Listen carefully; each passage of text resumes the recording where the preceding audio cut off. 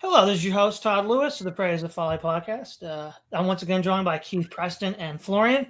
This is episode 128 of the Roundtable. Did conservatism conserve anything? This is a continuation of our analysis of the culture war through the lens of my own theory on the culture war as a counter gang led by frozen conflicts led by counter gangs. So we're gonna begin with Keith's introduction to the conservative movement. He wrote or published on Attack the System in 2016 an excellent essay called Parallel Growth of Big Government and Movement Conservatism. So it's all yours right now, Keith. Yeah, well, what Todd is referring to is an article that's available on Attack the System. It's about 15 years old.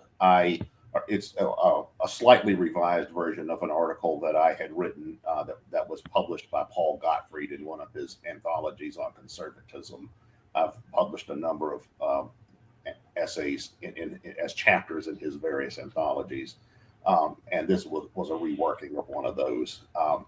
But what it is an overview of the conservative movement in the United States, or what sometimes is called Conservatism Incorporated or Movement Conservatism. But it's conservatism as it came to be known starting around the 1950s, when you had guys like William F. Buckley founding the National Review magazine and promoting what they called, a conservatism in an Americanized sense. And the intellectual figures behind this were Buckley, James Burnham, Frank Meyer, and a number of figures of that type. And interestingly, it tended to attract a lot of former leftists and even former communists who had left that and gone over to the right. And initially, this was a more intellectual movement, and then its political expression started in the 1960s, and conservatives were influential in getting Barry Goldwater, the senator from Arizona, the nomination as the Republican candidate in 1964. Now, he got slaughtered in the general election by Lyndon Johnson, but this was sort of the beginning of what comes to be thought of as conservatism in the Republican Party. And then the apex of this was probably in the 1980s when Ronald Reagan was elected president as the Mr. Conservative president. And throughout the 80s and 90s, the neocons started taking over conservatism. Now, the neocons were a separate movement that had their roots on the left, even the fairly extreme left. Like a lot of early neocons or founding fathers of neoconservatism had been Trotskyites or socialists or Marxists or something similar to that. And they initially were on the left end of the Democratic Party. Back in the early 70s, they had a party called Social Democrats USA that was a CIA front project. And these were basically social democrats with hawkish foreign policy views on the Cold War and also, of course, on U.S.-Israel relations. Back in the day, the anti-war left, used to call them the State Department socialists.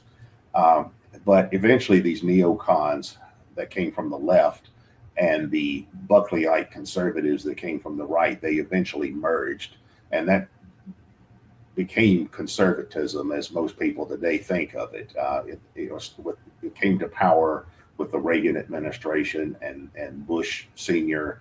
And then in the 1990s, Bill Clinton was the president for most of the 90s, but the Republicans had control of Congress most of that time under Newt Gingrich, who was the Speaker of the House, and he came out of this tradition, this movement, conservatism. And then in the early 2000s, when George W. Bush, when he was the president, then that was sort of like the return of Reagan era conservatism to the presidency, with the addition that by that point the neocons had really consolidated their position within conservatism to a greater degree, and that's how we ended up getting the Iraq War and some of that kind of stuff. And I think in many ways, the long-term effect of this is that they pretty much ran conservatism into the ground because by the end of George W. Bush's second term, it was pretty much out of favor. And that's how the liberal wing of the ruling class was able to make a comeback with Barack Obama as their front man. And meanwhile, what is now going on in the Republican Party is really something that's not this historic conservatism. All of that stuff is still there as sort of an underbelly in the Republican Party, but it's since been eclipsed by the Donald Trump movement, of course, which is sort of a right-wing populism as opposed to this kind of movement conservatism. And then I would add to that, we did a program on this a while back, where I would add to that the Trump movement has been taken over by these tech bros and these global financial oligarchs like BlackRock, and also by the Zionist elite, and apparently by the Gulf states as well. So that's where we really are now with conservatism. Now, we have to understand that many older forms of conservatism would not consider any of this stuff to be conservatism. For instance, I have a book called Thinkers Against Modernity, and then there's a voluminous amount of material that Troy Southgate has published, anthologies of usually European-style conservative writers. There's a lot of, and I've contributed to some of those anthologies. And I mentioned Paul Gottfried earlier. He's put out a lot of work on historic conservatism. There's also a couple of books that came out in the last few years by the guy that calls himself Academic Agent, or Nima Parvini. He has a book called The Populist Delusion, and another one called Prophets of Doom. But if you read my book, Thinkers Against Modernity, and some of Troy Southgate's anthologies, and some of Paul Gottfried's anthologies, and some of Parvini's work, you'll get a good idea of what historic, traditional, intellectual conservatism is. It's really rooted in anti-modernism. It emerged in response to the Enlightenment, modernity, liberalism, modernization, to some degree industrialization, scientism, and all of that kind of stuff that sort of defined the last, say, 200 years of European or Western intellectual culture and politics and things like that. But so that's what conservatism is in a historic sense, but that's not really what this American style conservatism is. My take on American conservatism is that it basically was an intellectual framework, a superstructure, as the Marxists call it, for the right wing of the ruling class in the United States, which was primarily rooted in Sunbelt capitalism. I've talked about that on some past programs as well. But if you look at the divisions in the U.S. ruling class in, say, the mid to late 20th century, you see there's the traditional Northeastern establishment, which tends to be more liberal, and that's rooted in finance capitalism and all of that kind of stuff. That's the Rockefellers and the Kennedys and Vanderbilts and that kind of stuff. Then there's Sunbelt capitalism, and this is stuff that emerged in the 20th century, rooted in agribusiness, the petroleum industry, and then in the post-war period, when the military-industrial complex became such a monstrosity in defense-related industries and defense-related production. And that's why people like the Koch brothers and all of them are so influential in the Republican Party. That's really what, that's the economic foundation of this American-style conservatism. And also, the real base of the Republican Party tends to be, again, what the Marxists call the petty bourgeoisie.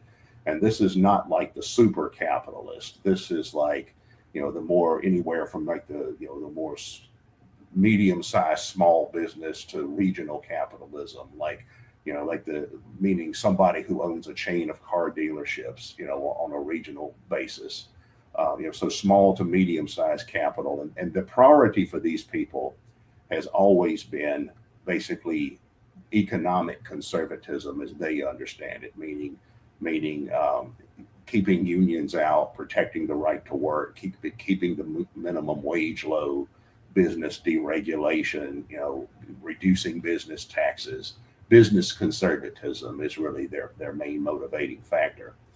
Now, as far as social and cultural and religious and other types of conservatives, that is, I say in terms of influence, that's a lower level base within this type of conservatism. But I see those people largely as useful idiots, meaning that they've always been cultivated as constituents for the military industrial complex and for the right wing of the ruling class and for the petty bourgeoisie and more small to medium capital.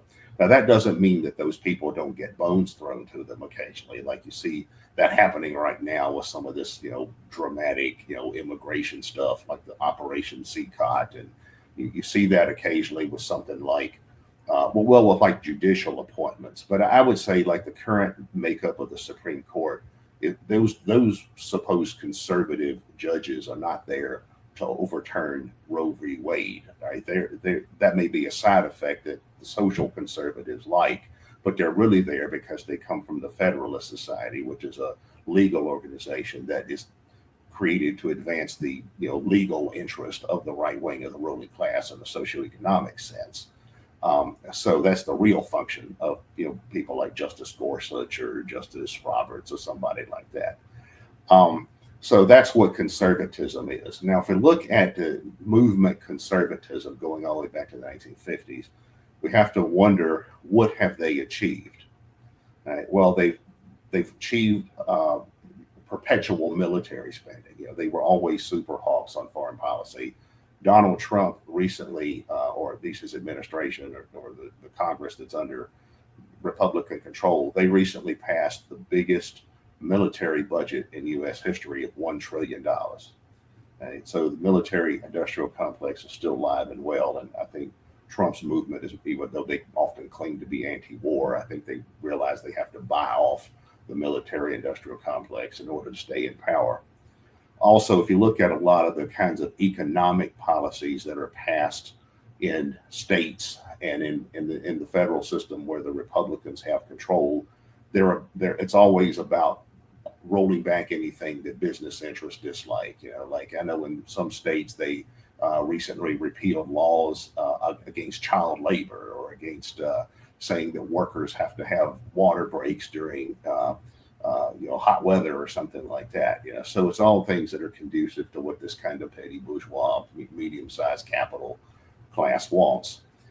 Also, I have an article on Substacks about Trumponomics, what I call Trumponomics, assessing who the likely beneficiaries of Trump's economic policies are. The main beneficiaries are going to be like BlackRock and that kind of stuff. But on a domestic level, you see that there's going to be some benefits to the upper strata of the tech industry. Not so much the tech industry generally, but the more upper strata like the Musk and Teal and that kind of stuff. And then there's going to be some perhaps benefit for some Republican oriented business interests, like some agribusiness interests and certain energy related businesses. But for the most part, the Trumponomics appears to be deleterious to actual consumers because it's going to raise prices, actual workers because it's going to raise the cost of living, not as well as rolling back worker rights generally in an institutionalized sense, and also harmful to smaller businesses because it's going to increase their overhead costs. And that's Republican economics, in a nutshell, and that's what movement conservatism is. It's about promoting the class interest of the right wing of the ruling classes, and at the top level of that, you've got the military industrial complex, and that's why Republicans have always said military spending can't be high enough. Like I know back in the year 2000, when George Bush Jr. and Dick Cheney were running for president, they kept talking about the military is going down the tubes. We got to strengthen our defenses and all of that. And at the time, the United States had a larger military budget than the next 20 countries combined. The Russians, the Chinese, the Indians, the Europeans. So that's the legacy of movement conservatism. It's basically just the party of the military-industrial complex, the right wing of the ruling class. All these other folks are basically just useful idiots for that. All right. Now, from my perspective, if we look at what the conservative movement has, quote, said they wanted to achieve. They wanted to achieve a reduction in the size of government, small government. They wanted to roll back all the sort of like progressive economic reforms of like FDR, Truman, and Kennedy, and Johnson. They wanted to roll back government regulation of small businesses. They wanted to defang unions. They were anti-communist. As Keith already said, they were pro-military, and they were quote-unquote pro-traditional values. Now, the thing is, okay, well, what did they actually achieve on that list? Well, they did, on the one hand, defang unions and roll back all the progressive economic reforms, but that didn't come along with quote-unquote deregulation in the sense of allowing small businesses to get started. So when the libertarian movement started to reassert itself again with the Ron Paul campaign, 2008, 2012, and reassert itself in the Republican Party, they were like, yeah, it's still hard for small businesses to get started. So it only really benefited the large businesses who had all the government regulation removed, but they didn't really remove it for the smaller groups. You could argue with the fall of the Soviet Union that they weren't successful in that whole arc of defeating communism. Though in the 2000s and 2010s, the goal was to defeat Islam, which was ridiculous. That didn't happen. The war on terror was a giant waste. So in that regard, it was a total failure. The traditional values, again, was a total failure. They were not at all able to stem the tide of the social liberalism that was coming out of the 1960s. And then, of course, you have strange alliances, specifically with the woke, right? You have these old Cold Warriors on the right who are now arm in arm with the woke to fight Putin for two different reasons, right? One has this sort of like residual hatred of Russia from the Cold War, and the other hates Russia because it's, anti-gay or something. And then they both also seem to agree on immigration issues, right? The woke is going to treat this as, this is a human rights issue. And of course, the conservatives are going to do this for business interests. And that it really just highlights the realities on the ground. If you have ostensibly conservatives and woke hate each other, they're the opposite end of the political spectrum. And yet when it comes to two very important issues, economics, immigration, and foreign policy, Russia, they're on the same side.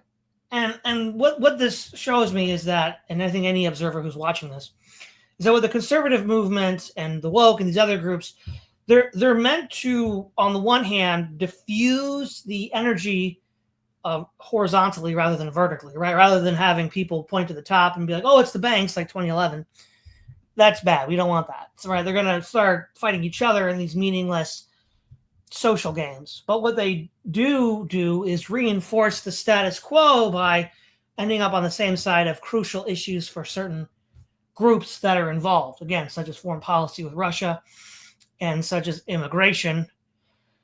And the point is, when you look at how you mentioned the John Birch Society, Keith. In one sense, this is what's interesting, right? Because Robert Welch got into trouble by claiming that Eisenhower was a communist because he saw the connection between the USSR and certain business interests in the United States. Now, on the one hand, Sutton's research was still decades in the future when Robert Welch was saying all this. So giving Welch a little bit of slack, he does see the whole connective system, but from the wrong perspective, right? Because it's not so much that the Soviets have infiltrated America to then prop up certain candidates. It's that Wall Street interests have propped up the Soviet Union to allow for this dog and pony show called the Cold War.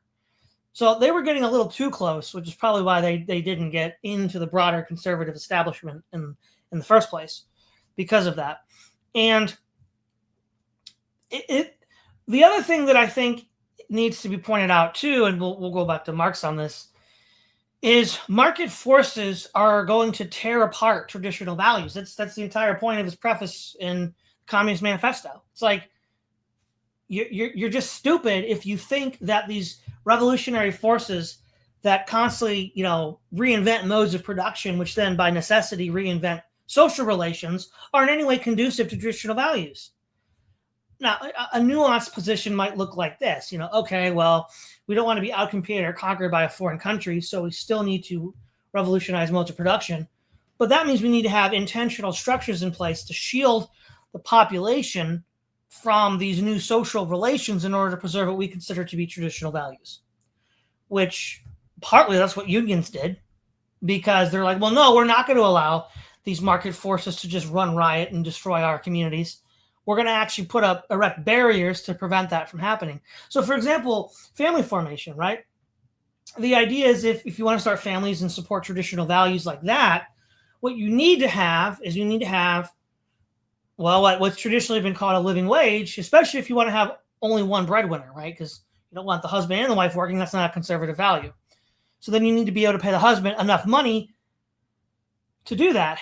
And that's just not at all how the economy works today. Now you do have to have two people working, the husband and the wife, and then that means the government raises the kids in daycare or school or whatever. So in that regard, that's just completely anti-traditional, anti-conservative, even in the most general sense, right? Even in the most general sense. And it's funny, right? One of the selling points for unions back in the day was that it did allow you to have a single breadwinner, because the husband got paid enough money to actually do that.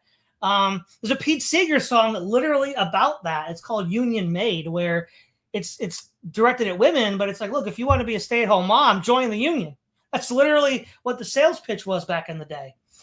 And that's sort of how it was for, the 30s up through the 70s.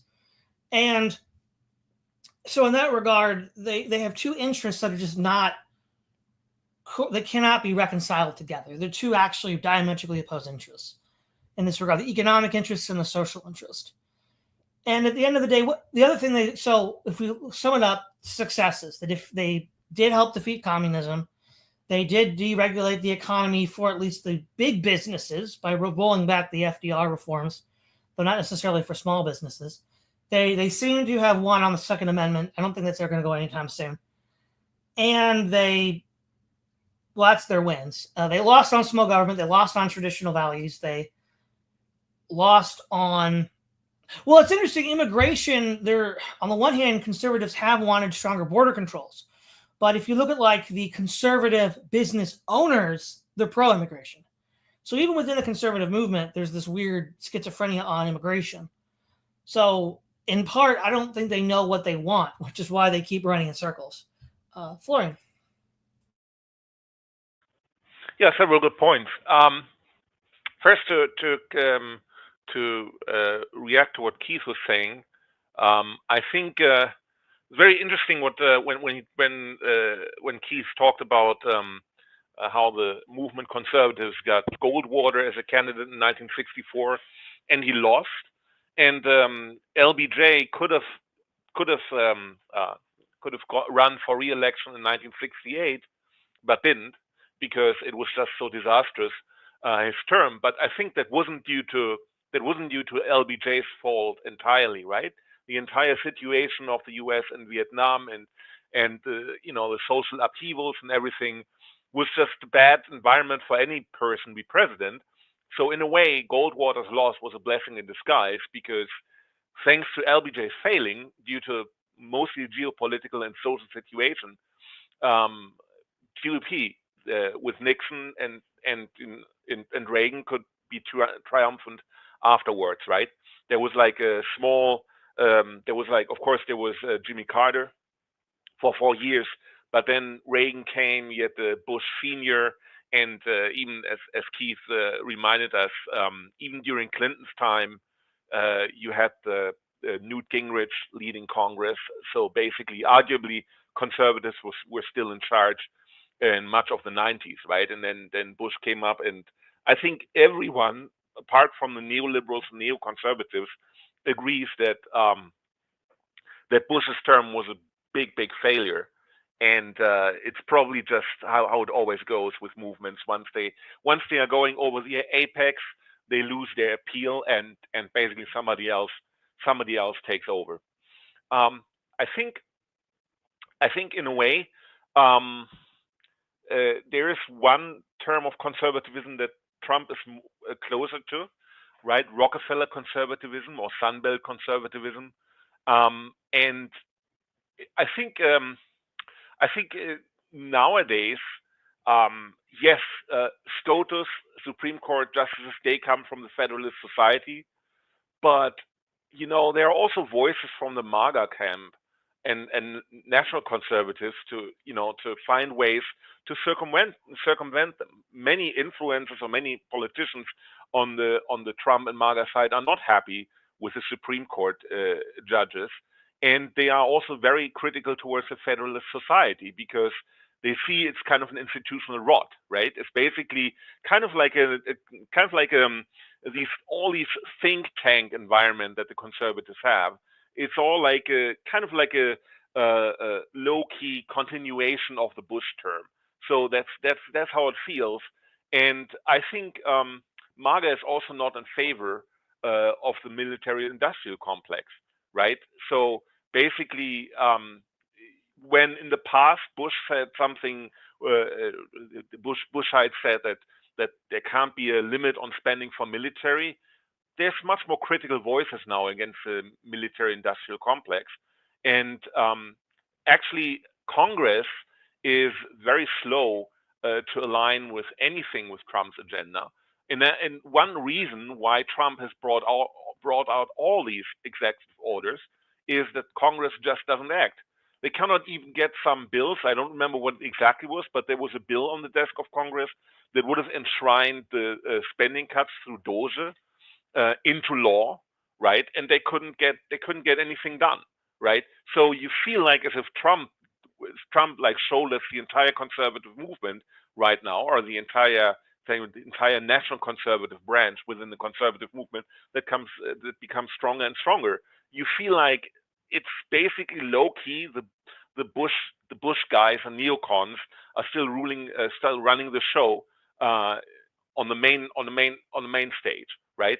And Trump does something against it. His people do something against it, but they can only do so much without getting any support by Congress. For example, there was one lawyer, I think Ed Martin was his name, and he was poised to become the prosecutor in D.C. and had to be confirmed by Congress, but wasn't, thanks to senators like Tillis and others, which are conservatives, that just refused to confirm him. And he was going after corruption. He was in this role in a preliminary way, and the conservatives made sure that his role wouldn't be enshrined into a real role. So now he got another different position, and we have to get a different DA for the Washington D.C. circuit. But this is just something that the conservatives in Congress, they say they are MAGA and pro-Trump, and we are down with the conservative movement and everything.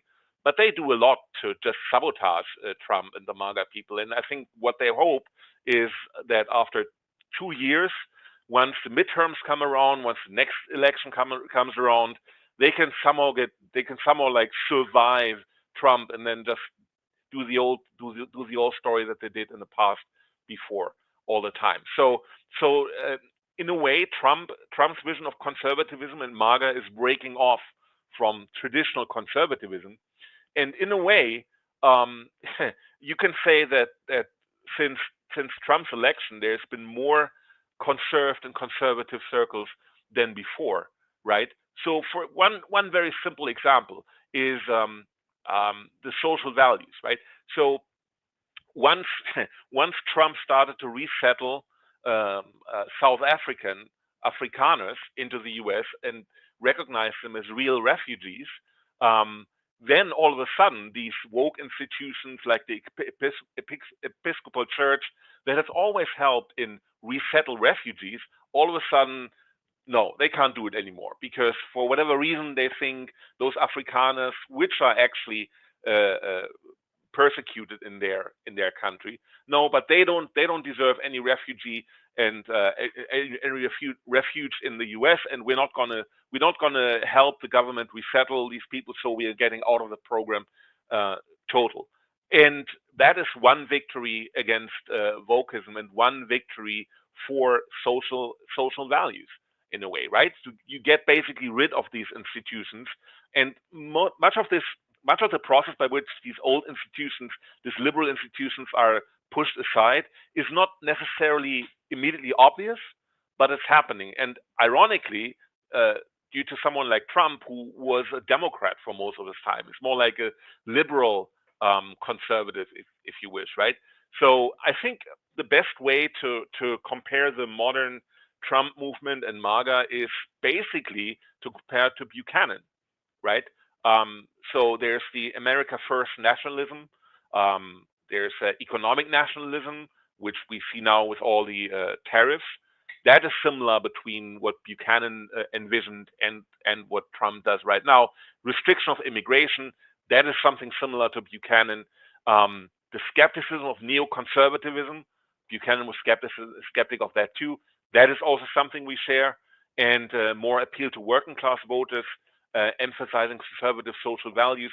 That all is very similar to Buchanan. The only difference basically is that Trump has more mass appeal and has broadened the conservative base. But ideologically, MAGA and Trumpism is very close to Buchanan's vision. Even on Israel, Buchanan thought that Israel has a right to exist, but we shouldn't overextend the U.S. in supporting Israel. I think that was broadly his stance. And as we've seen now, Trump is not really staunchly on the side of Israel anymore, if you compare it to the old Bush and Cheney neoconservatives, and which is really remarkable, because Trump does get paid by people that are very closely related to Zionism, right? There are closely pro-Israel people like Miriam Adelson. He gets a lot of support from her and from people like her, but he basically has gone away from being rah-rah for Israel. So he basically has reminded Netanyahu that you can't really that he has to find a solution to the Gaza problem, and he has met with Gulf states there, not necessarily only with Israel. So there's a shift away from standing behind Israel, for example, which is also similar to what Buchanan would have wanted. So I think that is kind of the leadership style that emerges from Trumpism, from the MAGA faction of the conservative U.S. I think the biggest faction. We just lost you, Florian. Florian, we can't hear you.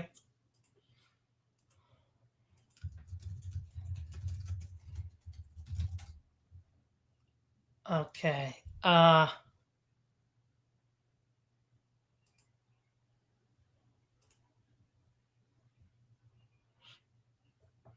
Yeah, we still can't hear you. Hey, you when there? did you stop hearing me? Can you hear me now? Yeah, I can hear you now. Okay. What was the last? How long was that out? That was about a minute ago. You had just ended with, you think that Trump and the MAGA are taking Pat Buchanan's position on Israel. Yeah, basically that's, if you wish, the national conservatives. They are in a way Buchananites ideologically. For example, one influencer on Twitter said, concerning Israel, we realize that Israel has a right to exist, and Israel is not a colonizer. Israel is what Israel did with the country and with the area where they are in the Middle East, that is conquest, and Israel has now an interest in preserving its own culture and its own ethnic composition, and we completely accept it. But beyond that, there is no further eternal right of Israel to exist or anything like that. We accept that Israel gained that land through conquest, and they want to preserve their cultural and ethnic identity. That's it. And I think that would be very close to a stance that Buchanan would also be comfortable with. Yeah, I'm actually glad you brought up Israel, Florian, because that's one of the other key goals of the American conservative movement in modern times. And I think this really begins with the rise of the religious right in the 70s and 80s. So if we say the conservative movement began in the 50s with William F. Buckley Jr., I don't know if Israel Israel's right to exist was such an important talking point then, but it certainly became one by the 80s, and then it's still today. And in that regard, they've been very successful at mobilizing U.S. forces, both political and military, in order to defend Israel and advance Israel's interests. And, you can look at this going all the way back to like the early 20th century, where a lot of the tent meetings and revival meetings were already sort of crypto-Zionist. Think of like some of the edits to the Bibles about prophecy and the footnotes in order to get people to believe that, Israel, the modern day state, was a part of the Zionist, project. But of course that's been successful in a quote political sense. But a lot of us, I certainly think that kind of support is not helpful to the United States, nor does Pat Buchanan. And it got him into a lot of trouble back in the 80s and 90s. And if, in a sense, they succeeded against communism in the 80s, with their crusade, they've already lost the crusade against Islam, and that was entirely the result of their support for Israel. The global war on terror was a huge defeat for the West. The Taliban's still in charge of Afghanistan. And if this is like the GWAT too, as you, Keith, have speculated with Gaza and broader Middle East conflicts now, I don't think it's going to end any better. So it could be that on the foreign policy front, we should say that the jury's still out on their Zionism. It certainly failed the last time it was tried, and I don't think it's going to succeed again in a broader war against Islam in the Middle East. Keith. Yeah, there have been a lot of good points both of you have raised. I think it's important to look at the impact that the Trump movement has had on not on the Republican Party and on movement conservatism over the last 10 years or so, and point out the differences as well as the similarities. The Trump movement is not movement conservatism per se. Like the Trump movement, the movement conservatism was dominant among Republicans. Well, it began in the 50s, and it was probably dominant among Republicans. It wasn't dominant until the Reagan era. It starting in the 60s and 70s, it kind of had to share space with other types of Republicans, the old school Rockefeller Republicans and liberal Republicans and all of that. But movement conservatism really is dominant from maybe 1980 up until about 2008, so about 28 years. And then you could say that was part of a 40-year partisan cycle, and partisan cycles in the United States tend to run about every 40 years. But you could say that was the latter part, that 28 years of Reaganite conservatism dominance was the latter part of a 40-year cycle of Republican and Sun Belt dominance, which really starts in the Nixon era. Nixon was something of a transitional figure because even though he came from the Sun Belt and to some degree represented the rise of the Sun Belt, he was sort of a connector between the Sun Belt and the Northeastern establishment, because he was essentially started as a Rockefeller Republican. He was Ike's vice president. And a lot of the Kennedy-Nixon election in 1960 represented the emergence of this Sun Belt Northeastern conflict. But Nixon always sort of had a foot in both camps. And I think that was probably part of his downfall, because when he got into trouble, nobody would stand up for him, because the Northeastern side wanted him out and the Sun Belt side wanted him out as well. The movement conservatism becomes dominant in the Reagan era, but the Trump movement, I think, has eclipsed movement conservatism. That doesn't mean movement conservatism has gone away. It's still there. All of the things that made up movement conservatism are still present in the Republican Party and are important Republican Party constituents. That the military-industrial complex, Sun Belt capitalism, the petty bourgeoisie, all of that is still there, as are the political, socio-cultural factions that emerged and became part of the movement conservatism coalition, the Christian right and the pro-life and all of that kind of stuff. But I think one of the effects that Trumpism has had is that it's dusted off older pre-1950s or pre-1960s models of republicanism or proto-American conservatism. For instance, if you look at the Trump movement on a more intermediary level, all the ideas that are floated around, you certainly still see Reaganite influences. That's still there, but you also see bits and pieces of Eisenhower, Nixon type republicanism. You see elements of of 1920s style republicanism, like Calvin Coolidge and Warren Harding and Herbert Hoover and some of that stuff. You see elements of turn of the century republicanism, Teddy Roosevelt and McKinley and Grover Cleveland and all of that. So it's like the entire history of the Republican Party has largely, made something of a comeback, and you see, including all these things that had been laid dormant for a time. You see the Republican Party resurrecting all of these older forms of conservatism, and to some degree, paleo-conservatism is that. The paleo-conservatives are sort of like conservatism as it was, say, in the 1930s, and I think Trumpism has sort of created a platform for them to get a foot back in the door that they had been excluded from earlier. Now, this national conservatism movement, that I have a somewhat different assessment of, because in its American form, or it's in its anglicized form, because they have it in England as well, I see it as a Zionist front project, because the intellectual leader of national conservatism is this guy named Yoram Hazani, who's associated with an organization called the Edmund Burke Foundation. And these people have largely taken over elements of paleoconservatism. They took over the American Conservative magazine, for example.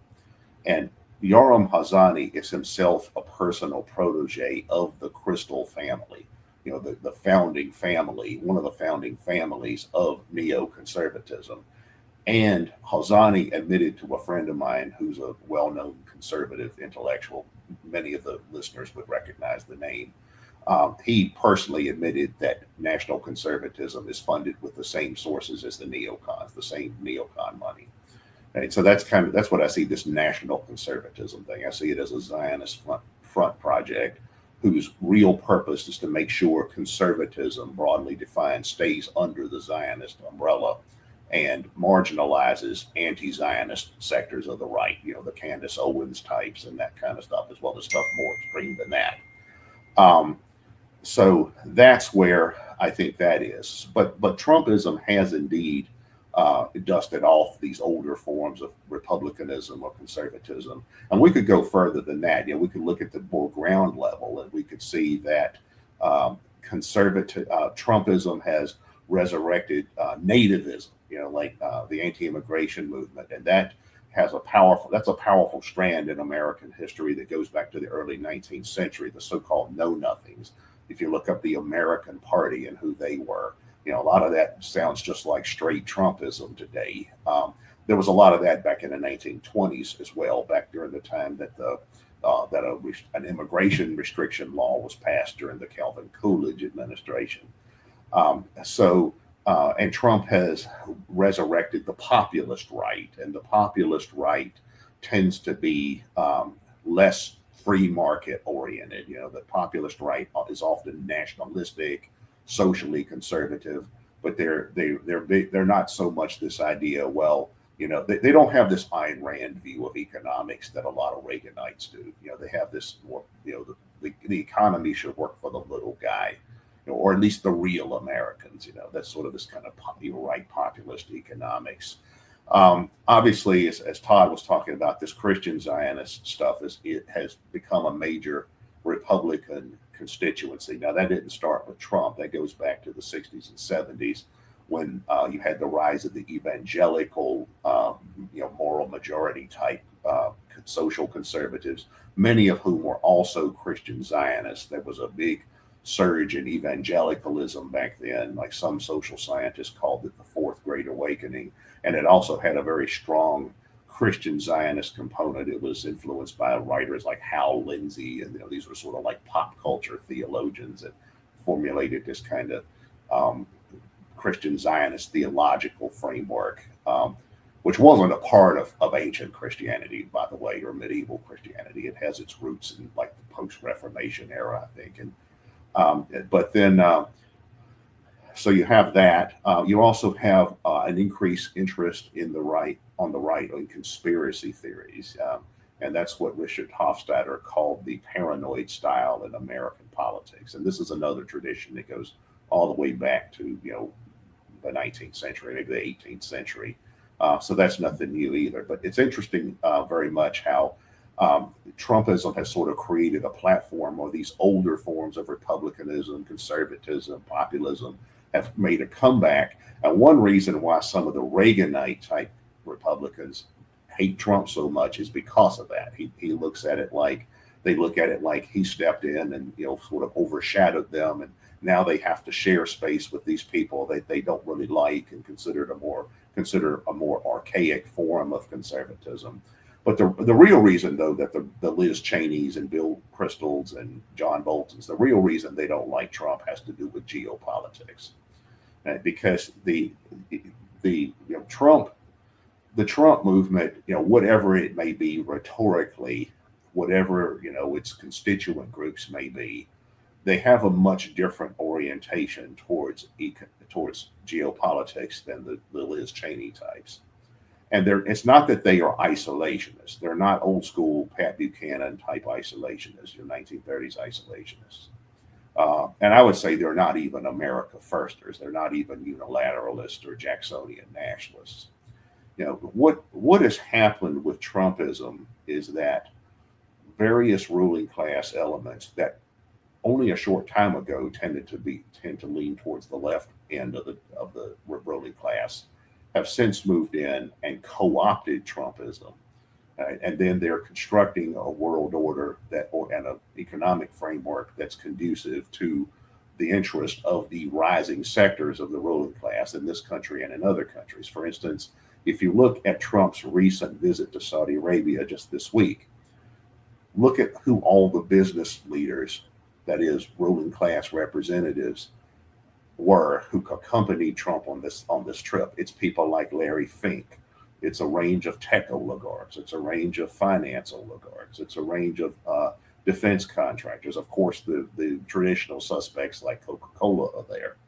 Right? What this shows is that the most elite sectors of the ruling class understand that the geopolitical and economic winds are shifting away from the United States and away from the West and towards overtly globalist institutions like BlackRock, as well as the BRICS countries, as well as the Gulf countries.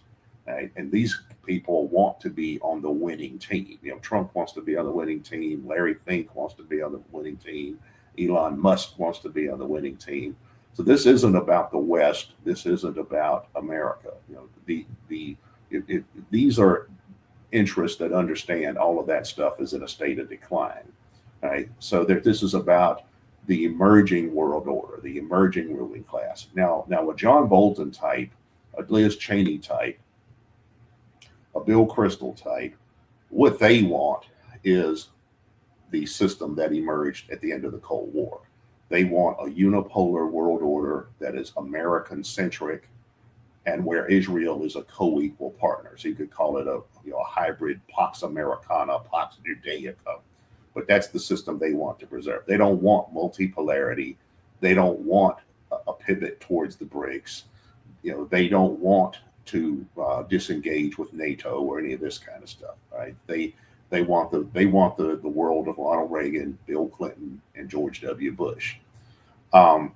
And that's the real source of the divisions between the Reaganites, and the Trumpists. Anything else is just a smokescreen. And as far as the Israel question, what seems to be going on there is that just yesterday, it came out that there's a plan in the works to relocate the Palestinians to Libya. Now, in common language in international relations, this is called ethnic cleansing.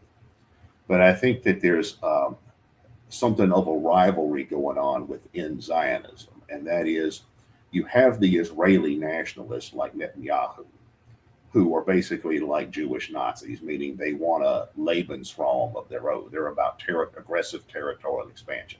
They couldn't care less about America and the West. They view the West as useful idiots, and they're happy to work the Eastern angle if it works for them, like the Russians, the Chinese, whomever. Right? But they're basically Zionist Lebensraum is their motivation. But on a more elite level, you have what I call the Rothschild model of Zionists, that they want to preserve Zionism for the long haul. right? So they tend to view Netanyahu as the equivalent of an underboss in the mob who was, getting so reckless that he's threatening the whole operation. It's like, how would the Gambino crime family react to an underboss who's carrying out hits on social media? It's like, hey, wait a minute, man, you can't do that. You're going to bring us all down. And that seems to be the problem right now with Benjamin Netanyahu. It's like the Zionist elite have decided that he's too much of a liability. And what it looks like the plans are in the work for is that whatever happens to Gaza is going to become a protectorate of the GCC, meaning the future Gaza is going to be basically the equivalent of a GCC protectorate, probably dominated by the Trump business empire and other related groups, with Israel being integrated into a Middle East that is eventually controlled by an alliance of the BRICS and the GCC. That seems to be the direction that's going in. Now, obviously, the U.S. neocons don't like that. The Dick Cheneys or Liz Cheneys or John Bolton's, Bill Kristol's, they don't like that. They want this America-centric, Pax Americana. And what Trumpism is actually doing is shifting away from that towards what I just described. And that's the real source of the conflict. Like you have in the American ruling class, you have the neocons, the neoliberals, the woke left, what I call the totalitarian humanist. You have this kind of wider anti-Trump coalition that represents all of that stuff. And at the hegemonic level, it's about, maintaining this kind of American-centric unipolarity.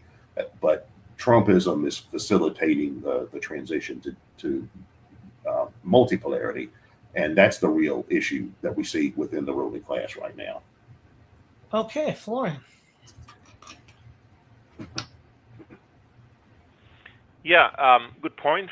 I think, I agree with Keith. Neocons don't like Trump because of geopolitics. They're not isolationists, but I would say pragmatic nationalists, right? For example, you want to attack Yemen because you want to keep shipping lanes open, and you want to do it before China takes over, right? That's always also an argument that plays a role. Same with Greenland, right? Basically, the argument is better that we have close ties with Greenland, or we clean up and we assert dominance over the Strait of Hormuz and all the other areas in the Middle East before China does it, right? So it's always seen as some kind of competition with China, which Keith mentioned before. I think is one of the that the Sun Belt capitalism sees as the biggest threat is China and not Russia anymore. And for national conservatives, I think I think they do have moved away from Hazoni a little bit. I mean, he had a big entry in the scene in 2016, 2017. Was the big first national conservative conference at which several people on the right, like Jared Taylor and others, were just uninvited. They were invited and then they received like, sorry, you can't be invited after all. Very embarrassing, but those people were kicked out back then. And after that, I haven't heard much of Hazoni advertising on social media or anything like that. What I see is, and what's happening is that many conservatives, they are starting to go into localism, right? So people get their own get-togethers beyond X, right? They propagate working out, living healthy, thinking about how to bring up kids in a successful way. And so it seems like many people from that are fellow travelers on the Trump movement, they are starting now to orient inwards a little bit and take a step back from politics, which is also an interesting tendency, and something that was also predicted in books like The Network State and The Sovereign Citizen, that people become much more sovereign, form smaller groups, and try to do well by their own people instead of buying into a big movement.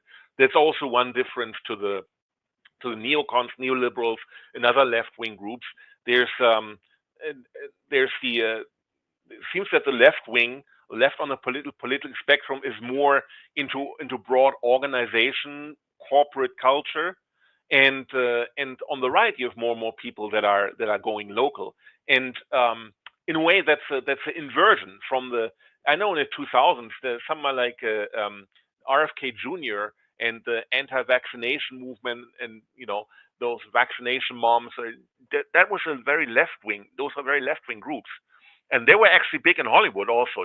Like some actors were like big front people of the anti-vaccination movement, and this and left wingers would go to farmers markets, and they would try to build a nice environment for themselves and with their neighbors and their private little community.